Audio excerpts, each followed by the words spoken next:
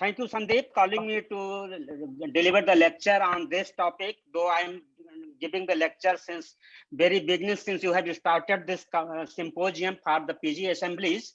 So I'm just speaking on this. That is the focus point of my talk is that is hyperbilirubinemia or jaundice, bilirubin synthesis, transport, and metabolism, and what are the investigations is required to do in these patients, anesthetic issue relevant to anesthesiologist, implications of fluid administration, and anesthetic management.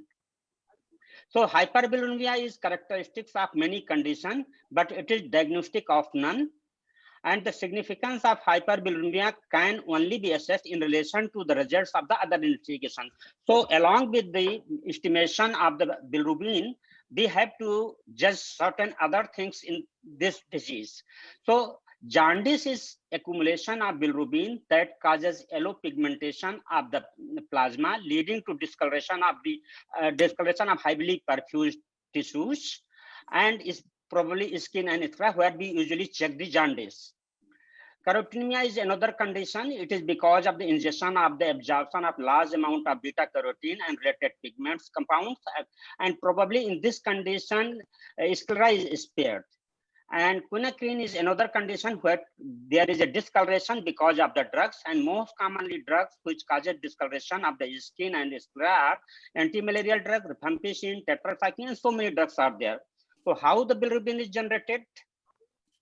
That is an issue. So bilirubin comes from the hemoglobin, and hemoglobin is broken down to heme and globin. And the heme portion, which is a pyrrole ring, in presence of the heme oxygenase, it produces carbon monoxide and biliverdin reductase make it to bilirubin. And this is the summary of that, how it is getting generated. And this bilirubin, known as an unconjugated bilirubin, it combines with the albumin is 1:1 ratio and transported to the surface of the hepatocytes, where inside the hepatocytes, this unconjugated bilirubin is getting conjugated by gluconidation, and conjugated bilirubin is formed. So this is unconjugated bilirubin, this is conjugated bilirubin, and then it is secreted in the gut.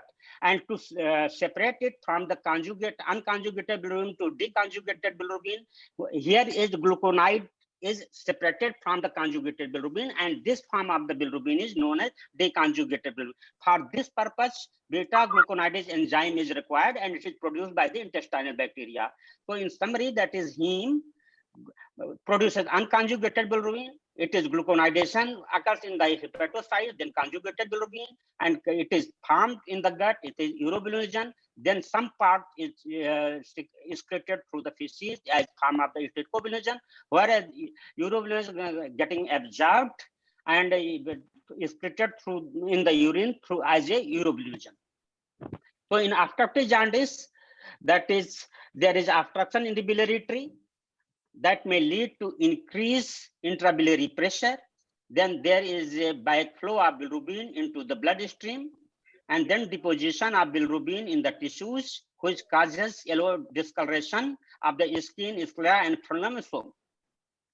So is obstruction in the bile duct? Then we have to find out that if there is a obstruction, so that is, we can see in this diagram, there is a left hepatic duct and right hepatic duct, both form the common hepatic duct, and below that, the cystic duct opens into it. It is forming the common bile duct. So this is the structure which is intrahepatic. That is a common hepatic duct where it is meeting from the left and right hepatic duct. The above that structure is intrahepatic, and below that is the extrahepatic. So obstruction, most commonly surgery is performed on the extrahepatic portion. So once we are doing the surgeries, and intrahepatic obstruction may also be relieved by stenting or by PTBD, and so many techniques are available to decrease the biliary pressure in this area. So what are the most common investigation in obstructive jaundice are performed? And most common is the number one, as I have said, that bilirubin. After that, that enzyme estimation is done, and serum alkaline phosphatase is the one enzyme which is most responsible to detect that this is the hepatocellular jaundice or the obstructive jaundice or jaundice of cholestasis. So that this enzyme is secreted from the hepatobiliary tree, that is a hepatobiliary tree, and it is secreted by the bone also, GI tract, and the placenta. So it is used to differentiate cholestatic disease from the parenchymal liver disease. There is increased synthesis in obstructive hepatobiliary disease, and it is of no value in differentiating intrahepatic from the extrahepatic obstruction. So we can diagnose that it is because of the obstruction, but intrahepatic and extrahepatic obstruction cannot be diagnosed by raised serum alkaline phosphatase. For that reason, we need to investigate by other means, most probably that is radiological investigations. So serum alkaline phosphatase, there is a raised serum alkaline phosphatase. We suspect that it might be the hepatobiliary virgin. Then we have to estimate 5-nucleotidase, and 5-nucleotidase, this enzyme remains at the surface of the hepatocytes. So if both are raised, that is serum alkaline phosphatase and 5-nucleotidase, we suspect that is the virgin is most commonly from the hepatic one, hepatobiliary one. And for this, further, we can estimate that it has also come from the gamma-glutyl transpeptidase, which distinguishes this from the hepatic from the non-hepatic version, because gamma-glutyl transpeptidase is most commonly reserved inside the mitochondria of the hepatocytes. So other investigations which are more commonly conducted in these patients are the bile acid estimation, and it is produced by the hepatocytes from the cholesterol to facilitate the absorption of the fat from the intestine, and primary bile acids, which are both are cholic acid and chenodeoxycholic acid, and it is further metabolized by producing secondary bile acid, that is lithocholic acid, deoxycholic acid, and ursodeocholic acid. So issue in the patient after for which this lecture is, so that is a systemic issue of the bilirubin need, because bilirubin is needed in the gut, bile acids are bile salts are needed in that, because it is essential for absorption of the fat. Fat soluble vitamins A, D, E, and K, and absence of the bile in the gut causes deleterious effect on the gut barrier integrity. So if integrity is disturbed, probably that may lead to the absorption of the toxins and bacteria to pass into the systemic circulation. So peripheral vascular resistance is decreased with the normal blood pressure. So it indicates that if peripheral vascular resistance is decreased, there is a low blood pressure may exist. There is exaggerated hypotensive response to volume depletion. So these patients are very prone for hypotension, and most of the drugs which we use cause hypotension because they are very sensitive. The vasoconstrictive capacity of systemic vascular resistance or systemic vasculature is diminished, and functional defects in expression of alpha-1 adrenoreceptor is also there. So because there is functional expression of alpha-1 receptor, which is a vasoconstrictor, and because they tolerate hypovolemia very poorly, so these patients should be properly hydrated. Obstructive jaundice causes bradycardia because deposition of the bile salts at the SA node. Bile acids have negative chronotropic and concentration dependent negative inotropic effect, and jaundice induced cardiomyopathy. So left ventricular function is impaired, and blunting of myocardial response to sympathetic stimulation may exist. So exaggerated hypotensive response to the cardiac depression, as we mostly our anesthetic drugs are the cardiac depression. So if we are using, we should consider that because alpha adrenoreceptor expression is decreased, they are systemic vascular resistance is decreased, and inotropic and chronotropic effect of the bile salts are there and bile acids are there. So these patients should be properly hydrated before taking further surgery. Immunological issues, that is intestinal permeability is increased, so that may lead to translocation of bacteria and endotoxins from the gut to the mesenteric lymph node, portal circulation, and the liver. The clearance capacity of Kupffer cells is suppressed. Endotoxins cross from the portal to the systemic circulation. Release of pro-inflammatory cytokines potentially leading to the development of sepsis and renal complications. Bilirubin impairs bacterial activity of the neutrophils, diminishing bacterial clearance capacity. Renal issues are most common. There is a decreased peripheral vasoconstriction with increased renal vasoconstriction, may shift of the renal blood from the outer cortex to inner medulla. So that is the cause of the acute kidney injury in these obstructive patients. Synthesis of endothelin 1 by renal papillary tissue is raised, which lead to renal artery vasoconstriction and reduce GFR. So decreased urine output because of the renal artery vasoconstriction. There is enhanced synthesis of renal glomerular thrombosin A2, which suppress GFR and predisposes to acute kidney injury. Bile acids and conjugated bilirubin do potentiate ischemic injury rather than directly toxic. So the perception is that bile acids and bile salts are directly toxic to the renal tubules. It is not. That is, they potentiate the ischemic injury to the nephrons. So that is the cause of the development of acute kidney injury in such patients. Bile acids reduce sodium and water absorption from the proximal tubules and diminish urine flow, fractional sodium and potassium excretion, increase the risk of hypotension and renal failure.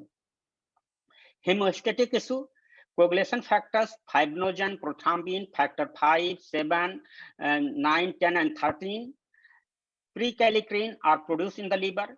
Impaired production of coagulation factors by the damaged hepatocytes and poor absorption of vitamin K may occur in such patients. Platelet function in obstructive jaundice may also be impaired, and this could be related to increased bile acid concentration. So that is the platelet dysfunction, and coagulation factors are affected because of the vitamin K absorption is hampered. So what are the risk factors once we are dealing such patients? That is, 1, hematocrit if less than 30%. Serum bilirubin concentration is more than 11 mg/%. The presence of malignancy, serum creatinine concentration more than 1.4 mg/%.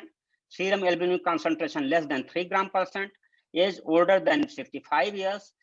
Serum aspartate aminotransferase concentration more than 90 international unit per liter. Blood urea nitrogen concentration above 19 mg/%. So independent risk factor are, that is, hematocrit less than 30%, initial plasma bilirubin more than 1200 micromole or 11 to 12 mg/%, and malignant obstruction. Seeing that patients with 2 of the 3 factors have a 30% risk of mortality in post-operative period. And out of these 3, we can see that 2 are modifiable factors. That is hematocrit less than 30% and the initial plasma bilirubin more than 200 micromole per liter. That is the 11 to 12 mg/%. So that is, if hematocrit can be increased and the bilirubin concentration can be decreased by the stenting or the PTBD or whatever the mechanism be adopt, so at least we can decrease the mortality in such patients if time is permitting. So these measures should be adopted. The goal of the therapy to remove the obstruction and to treat the jaundice, to restore the normal body weight. General management is to give the vitamin K 10 mg intravenously daily for 3 consecutive days, which actually corrects the prothrombin time because it absorbs and coagulation factor is corrected. Other pharmacological agents which are used, that is phenodeoxycholic acid, increases bile salt secretion and decreases cholesterol secretion. Ursodeoxycholic acid transport the cholesterol in the liquid crystal form and stabilize the canaliculi membrane of the hepatocytes, and it dissolves stone of 5 to 10 millimeter in 12 to 24 months. If time is permitting and that is single stone, this may be tried.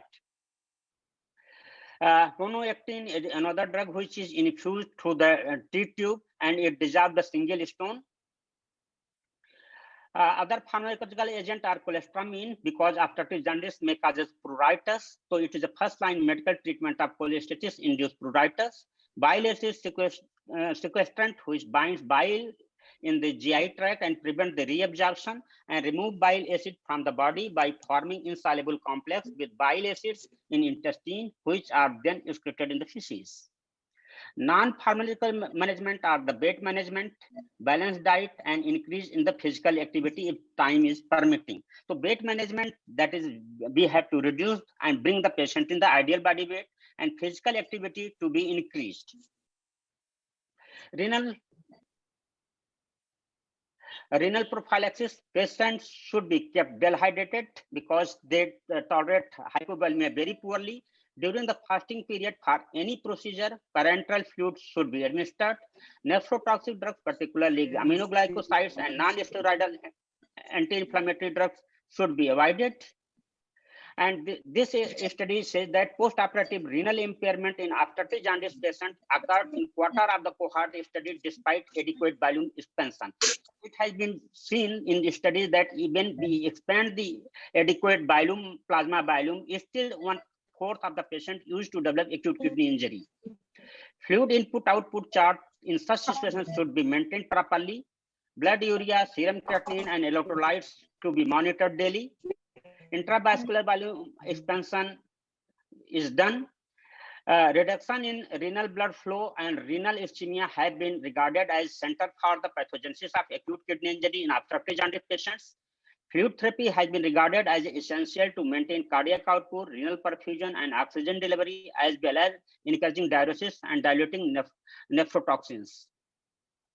AKI can occur despite significant elevation of the total organ blood flow also. So that is what the initial concept was, that if we are giving excessive fluid, then probably we are preventing acute kidney injury. But excessive fluid, non-judicious use of the fluid may also lead to the acute kidney injury in obstructive jaundice patient. Local and systemic inflammatory response is the responsible for that. Change in the intrarenal blood flow distribution, that is from the cortical to the medulla side, diversion of the flow is another cause of the acute kidney injury. Microcirculatory dysfunction and glomerular hemodynamics are responsible for.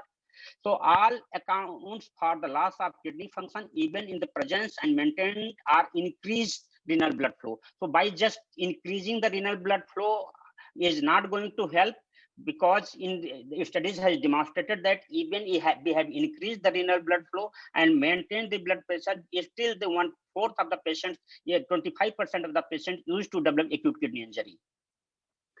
And fluid-induced acute kidney injury is the possible mechanism in such patients. Fluid-induced acute kidney injury involve multiple potential mechanisms, that is activation of the tubuloglomerular feedback, increased intravascular oncotic pressure, osmotic nephrosis, kidney parenchymal edema, or venous congestion.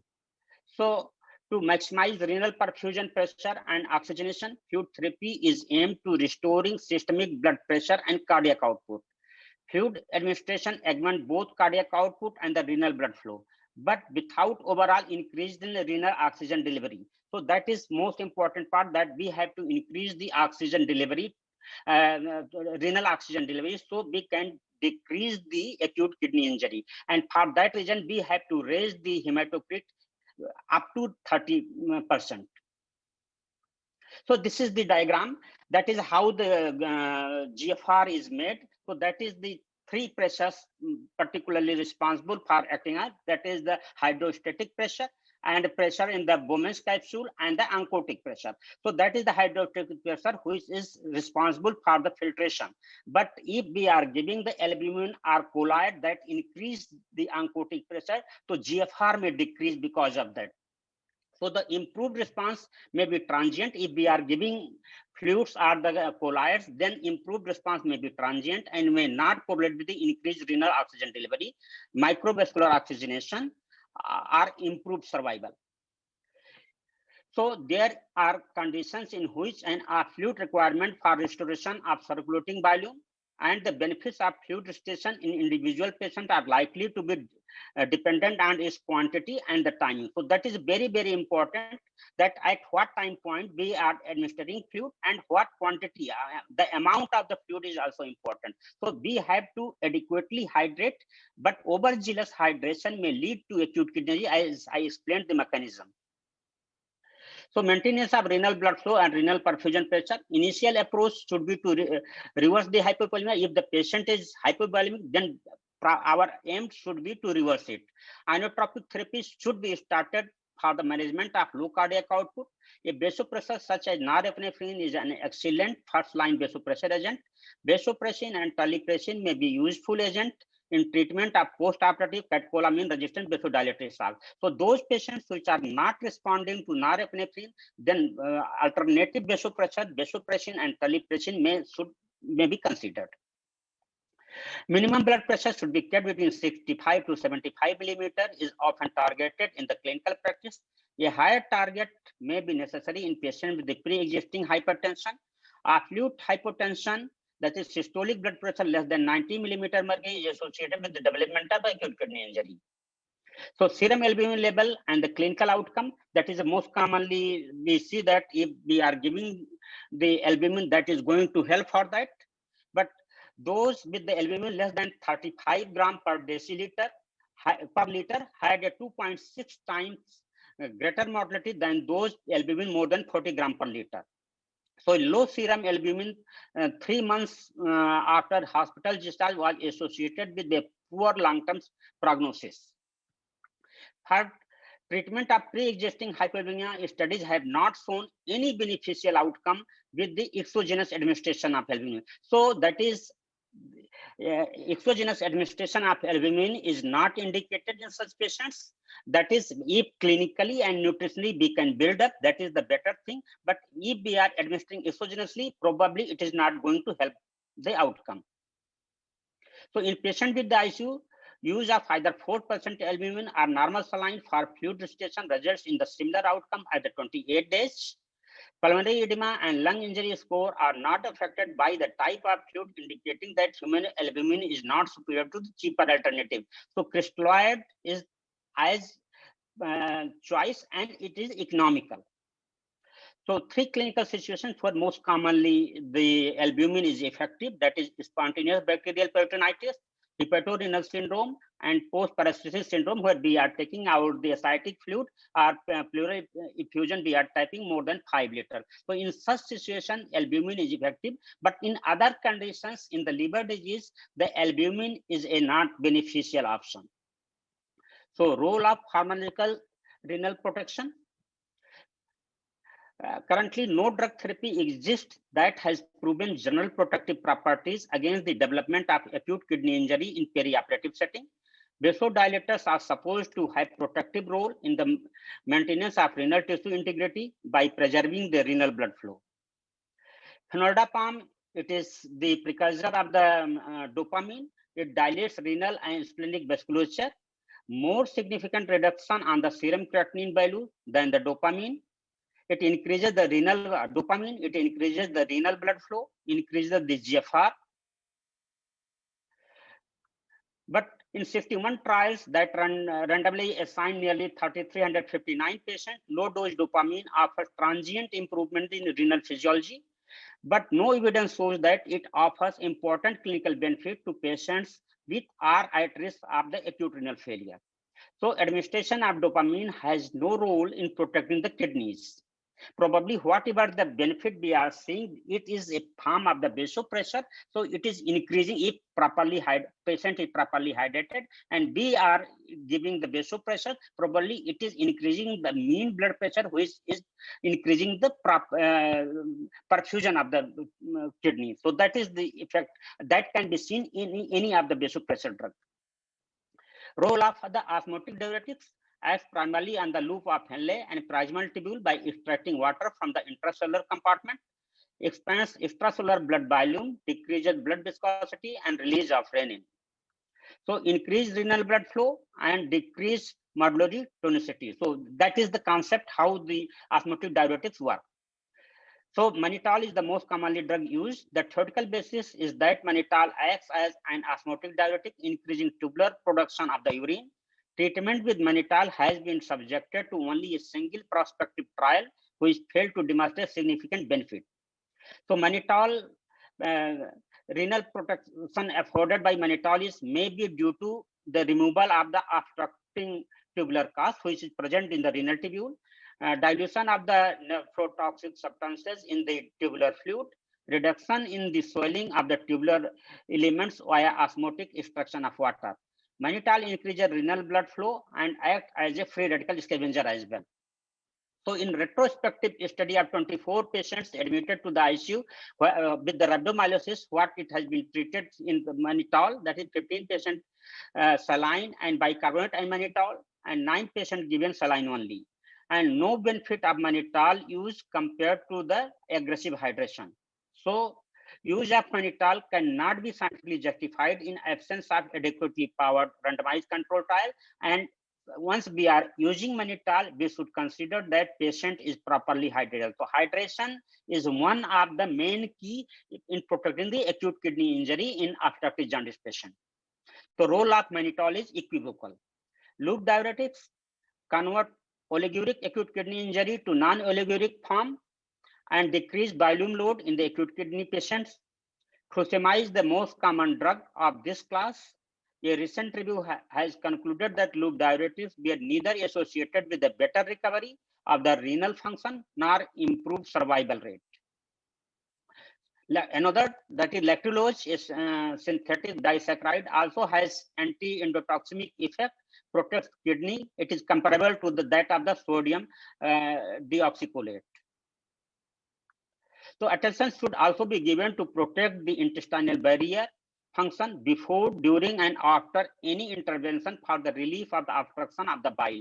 So because maximize additional surgical trauma, if we are doing any intervention, then it maximizes trauma. And in such situation, antibiotic prophylaxis should be administered in such patients. Adequate fluid replacement to prevent visceral microcirculatory disturbances should be done. Early enteral nutrition to improve microcirculation, prevent mucosal atrophy, and provide important nutrients for enterocytes. Anesthetic management, that is, there is a impaired hepatic synthetic function and derangement of other hepatic functions. Hypovolemia impairs drug binding and metabolism and elevates free serum drug level. Obstructive jaundice has no effect on the pharmacokinetics or pharmacodynamics of propofol, but awakening concentration of desflurane is decreased. So that is, we have to provide lower concentration. Of all inhaled anesthetics, halothane is associated with the greatest risk of hepatotoxicity. Isoflurane has fewer effects on hepatic blood flow and less hepatic metabolism. Sevoflurane and desflurane has less hepatic metabolism than halothane and eflurane. So whatever that is isoflurane, desflurane, or sevoflurane, whichever is available, all inhalation anesthetics are safe except the halothane. Morphine, pethidine, and fentanyl are known to cause spasm of sphincter of Oddi and increase biliary pressure. Fentanyl is the preferred narcotic, though remifentanil is the preferred and choice of opioid, but it is not available out in country. So among all the opioids available, fentanyl seems appropriate. The dosage of these drugs should be decreased by the 50% because these patients may likely to have the acute kidney injury or the excretion of these drugs through the kidney. So if we are using morphine, pethidine, or any other drugs, probably we are prolonging the half-life of these drugs in the system. And these metabolites are also active. So these drugs dose should be decreased to 50%. The effect of neuromuscular blocking agents may be prolonged in patients with the liver disease because of impaired biliary excretion. Atrachoria, cis-atracurium is recommended as the agent of choice. If we have to choose between the atracurium and cis-atracurium seems to be better because it has less histamine release, and at the same time, it produces less laudanum, which is convergent in such patients. Catecholamine and other neurohumoral responses may be impaired. Intraoperative hypovolemia or hemorrhage may not trigger the adequate compensatory mechanism. Anesthetic causing sympathetic blockade further blunts this response. So if we are combining regional block and the general anesthesia, we have to be cautious that if we are blocking the sympathetic blockade is not going to initiate the changes that is tachycardia and hypotension in such patients. So probably in such patients, we should be too much cautious. Induction by propofol, keeping in mind its negative inotropy and vasodilatory effect as well as high protein binding. Thiopentane can also be used as its effect is terminated by the distribution and not by the hepatic metabolism. Fentanyl may be used for intraoperative analgesia. Atracurium, cis-atracurium, as I said earlier, is the muscle relaxant of choice. Reversal with the glycopyrrolate and neostigmine may be considered. Maintenance of anesthesia can be done by the sevoflurane, isoflurane, or desflurane. Factors should be considered in prescribing medications, that is, long-acting opioids should be used with caution. Fentanyl and remifentanil provide a similar and acceptable degree of analgesia with minimal effect on the liver function and on hemodynamics. Remifentanil has more rapid onset and shorter recovery profiles and is useful in relieving the agitation and anxiety. The combination treatment with the opioid and paracetamol at dose of 2 to 3 grams per day is acceptable. Combination formulation improves analgesia with concurrent reduction in some opioid-related side effects. Optimized pain relief allows early mobilization and provides a rational basis for the enhanced recovery. And another, that is the perioperative fluid management, that is which fluid should be used. So as of now, the ideal fluid currently does not exist. Of existing options, use of hydroxyethyl starch and high chloride containing crystalloid solution should be discouraged. There is a lack of direct evidence that balanced crystalloid solution confers benefit. The trend of recent data support that advantage of balanced solution over the 0.9% saline. So if we are having choice, then we should give the balanced salt solution in such patients. During resuscitation, isotonic balanced crystalloids are gaining momentum, making them a pragmatic first choice. Starches have probably better plasma expanding capacities, but should be given only in limited indication with great caution. And these are the few solutions which are most commonly used, and we can see that is the plasma light seems the ideal situation for giving in such patients or any other surgical patients. So the ability of fluid loading to protect the kidney from injury remains unproven and untested. Fluid loading can induce organ edema and may cause renal injury. There is high quality evidence that hydroxyethyl starch containing fluids are nephrotoxic, and some evidence that they may increase mortality in septic patients too. Fluids with high chloride content like isotonic saline may decrease renal perfusion and glomerular filtration rate. Balanced crystalloid solution are superior to 0.9% saline in the majority of the situation. Lack of demonstrable outcome benefit for the synthetic colloids in surgical patients and harm in the critical care population suggests synthetic colloids should not be used in the perioperative period. So in summary, we have to correct anemia, preoperative therapy to reduce sepsis and endotoxemia by giving antibiotics, correct coagulopathy by administering vitamin K supplementation, improve nutritional status if time is permitting. Use of albumin to reduce free plasma bilirubin is questionable. Maintain urinary output more than 50 ml in adult patients. Fresh frozen plasma to maintain adequate coagulation if it is not corrected by the vitamin K administration. Intravenous antibiotic to prevent sepsis. Maintain urinary volume with the adequate blood and fluid replacement and mannitol as necessary. Provide adequate pain relief.